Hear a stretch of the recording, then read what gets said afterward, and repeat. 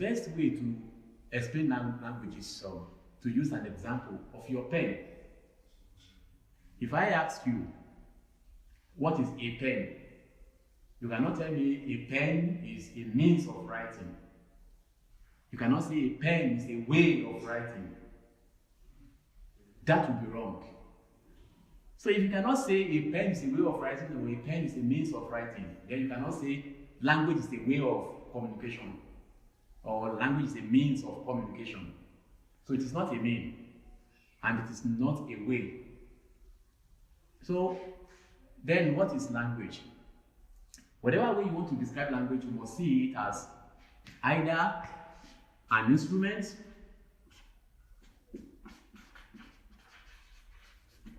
a tool, or a system.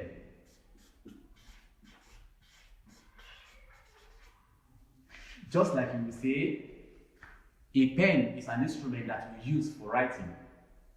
Then you say, language is an instrument that we use for communication. An instrument that we use for communication, or a tool that we use for communication, or a system of sounds and symbols that we use for communication. So any way you want to describe it, if you see it as an instrument, as a tool, or as a system, we should know that it is only used by human. Yes, language is human specific. So then you can say language is an instrument that is used for expression of feelings, ideas, emotion, thoughts, and opinion in human community. Or it is a tool that is used in human community for communication. Then we can say it's a system of sounds and symbols used for communication in human community. Now you see, I've been emphasizing on human community. Does that mean that only human beings use language? The answer is yes. Most times, there have always been arguments in classrooms about the fact that animals don't have language. Now, some will argue that animals have language, but I want to tell you, it is true that animals communicate.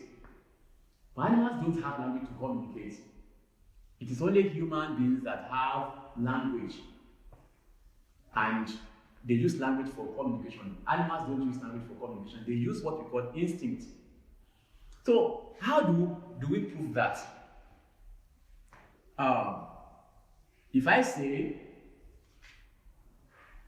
a particular thing is not a car, even though that thing looks like a car, I can say it's not a car because it does not have the qualities or the features of a car. It does not have tires, it does not have some other things that a car will have. So that animals communicate does not mean that they are using language to communicate. It is far away from it. Now, if you want to know if they have language or not, the only way to do that is to look at features or characteristics of language. Now, if we consider the characteristics or the features, then we can say they have language or they don't have language. Now, one of the features of language. Now, let's discuss features of language. Number one,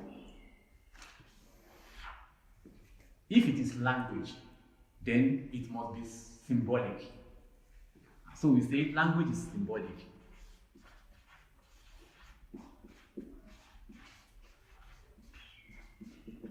So language is symbolic. Now, anything that is language must have symbol representation of the sound that we make. If I say go, then I should be able to use symbols to represent what I have said. Then I can write go. Now, this is a symbol, this is a symbol. Combining the symbols together, I have a representation of what I have said in sound. So, language is symbolic means that language must have symbols that will replace the sounds that we are making. So that's why we have sound patterns in any language. And every language we have its alphabets. In English language, we have 26 letters of the alphabet, and those letters represent some of the sounds that we make when we speak. So language is symbolic, means that language has symbols to represent the sounds that we make. So let's now go back to our argument of whether animals have language or not. They don't have language because the sound they make do not have symbols to represent them. I've never seen a book that spells out the alphabets used by the animals. No, because the sound they make are not speech sounds. So language should be symbolic. Then, number 2, language is arbitrary. Anything that is called language must be arbitrary. That is, we can use language to name different objects. And the name we give to objects do not have anything to do with the look of the objects. We only give the names arbitrarily without giving consideration for the look or the appearance of the object. So it is arbitrary because we can just give any name to any object. I don't think in the animal kingdom they have names for different things. Even for their parents, they don't have names. For their owners, like domestic animals, they don't have names they give to things around them. But as human, because we have language, we give names to things arbitrarily. And again, number 3, language is conventional.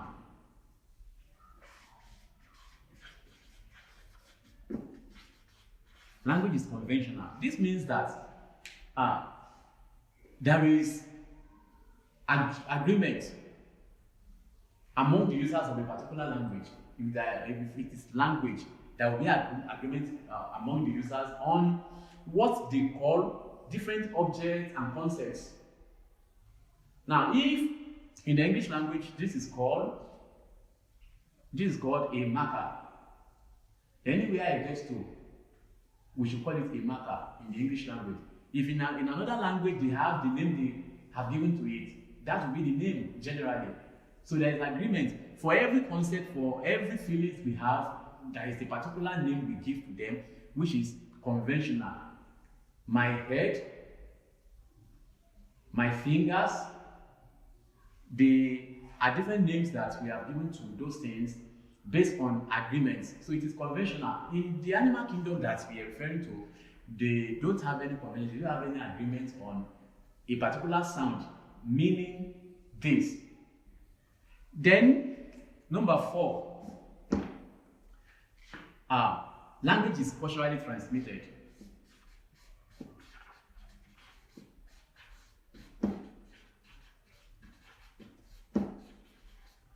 Language is culturally transmitted. That is, we use culture to teach language to our younger ones.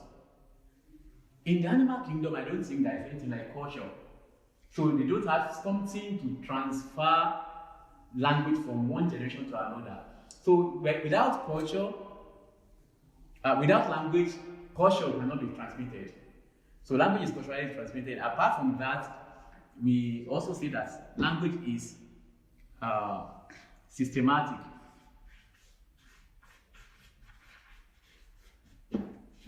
Language is systematic. Anything that is language must have 2 major systems. And we are referring to system of sounds and system of meaning. So in language we have two systems. And whenever a sound is made, then a particular meaning is already attached to that sound. So, for animals, the sound they make does not give a specific meaning. So, in their own case, there's something like systematicity. But in human community, language, the tool, the instrument they use for communication is systematic. There are ways through which they arrange the sounds to give meaning. In other words, if the sounds are arranged in a wrong way, that is, if they are not logically arranged, it will not give a correct meaning. So we have systematicity as one of the features of language. So number 6, language is innate. Innateness of language means that we are born with the ability to speak at least one language as a child. So once a child is born, that child is already born with the ability to speak at least one language. And that child will acquire that language as soon as he grows to the level of acquiring the language. So he is already born with the ability, then he can acquire the language at any time. So the language that is spoken around him will be acquired easily. And if a child is born in Nigeria and the child is taken to another country, as the child is growing, he has the ability to acquire the language that is spoken around him anywhere he goes. So we have the innateness of language in us. Not like animals, the innateness of language is not in there because they don't even have language. So we can acquire language anytime. Apart from our mother tongue or our first language, we still have ability to acquire some other languages because it is inborn. So then, language is displaceable.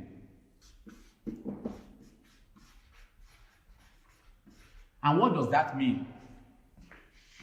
Language is displaceable means that we can use language to talk about events at any time we like.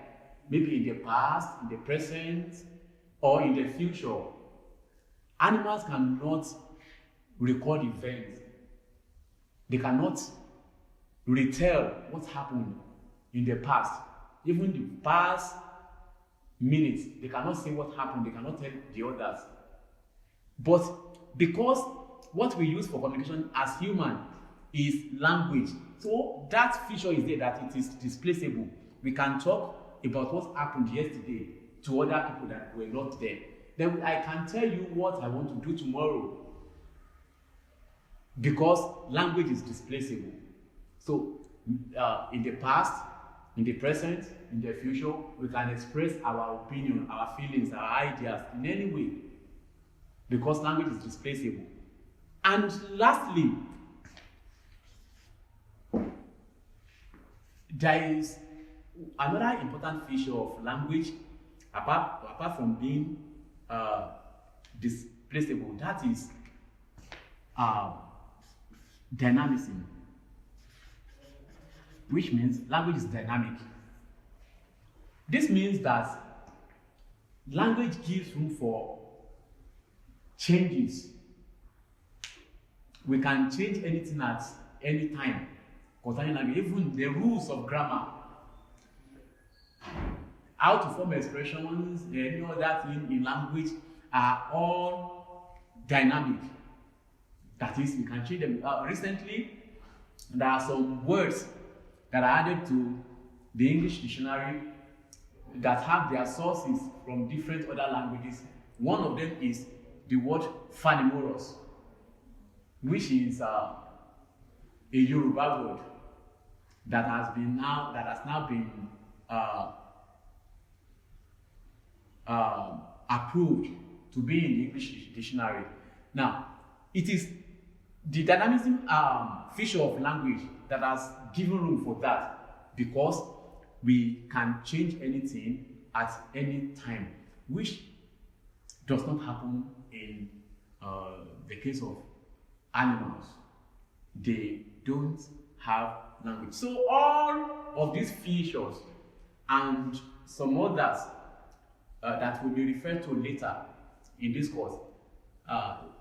Symbolic, it is arbitrary, it is conventional, it is culturally transmitted, it is systematic, it is innate, it is displaceable, it is dynamic. When we put all of them together, we see that they are all absent when it comes to what animals use for communication. The next topic we are going to discuss, still under nature of language, is the language skills.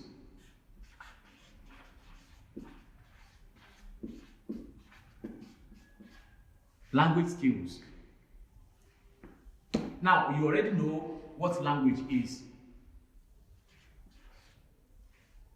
And I believe you know what skill means. Now, for any language user, we expect that there are certain skills that you must possess. For example, before they say a football player is good, that player must have exhibited some skills that qualified him for that rank. So as a language user, there are some skills that we expect you to have. But it is necessary that a language user will have two of these naturally. But the other two are acquired through formal education. So we have 4 language skills anyway, which are, number 1, we have listening. Number 2, we have speaking. The number 3, we have reading. And lastly, we have writing. Now, these 4 are referred to as language skills. Now, one important thing that you should know as a student of language is that there are 4 language skills, but 2 of them are acquired naturally. That is, nobody teaches you how to acquire them. Instinctively, you acquire them naturally. And those are the listening skill and the speaking skills. As you grow up as a child, nobody teaches how to listen. You begin to listen to sounds around you. Then, at a point in time, you begin to imitate those sounds you hear around you. That is when you begin to speak. So you learn speaking through listening. So listening is the first language skill that a child will acquire. And that will enable him to imitate the sounds, which will lead him to speaking the language. So you acquire listening, then it will lead you to speaking, because the sounds that you listen to, you imitate them as time goes on. So listening and speaking are naturally acquired. Naturally acquired. But the other 2 language skills are acquired through formal education. That is, for you to read and write, you have to go to school. So these 2 skills are acquired through formal education, but listening and speaking are acquired naturally. So we acquire these through formal education. But there's something very important that we have to know and understand about these language skills. Now, there are 2 language skills that we call receptive skills. That is, the skills are divided into 2 major parts. We have, number 1, expressive skills.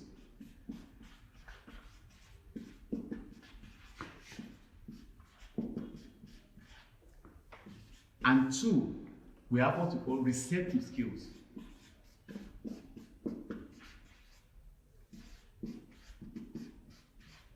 Now, 2 of the language skills listed below are referred to as expressive skills. What are expressive skills? Expressive skills are the skills you need for expression of your feelings, your idea, your thoughts, your emotion, whatever you want to express. It is those two skills that you need to do that. So the expressive skills are, number one, speaking. You speak to express yourself. And number two, writing. Now, one thing that you need to take note of here is that when you need to use sound to express your feelings, that is when you speak, you use sound. But when you need to use symbols to express yourself, that is when you use writing. So for expression of feelings or ideas or opinion, through the use of sound, you speak. And for doing the same, but using symbols and letters, then you write. So speaking and writing are called expressive skills. But for receptive skills, they are the language skills that you need to receive information. So for you to receive information, you need two different skills here. What you have to, when you need to listen to sound, when you need to receive information through sound, you listen. So listening is a receptive skill. And then when you have to receive information through symbols or letters, then you have to read. So reading is also a receptive skill.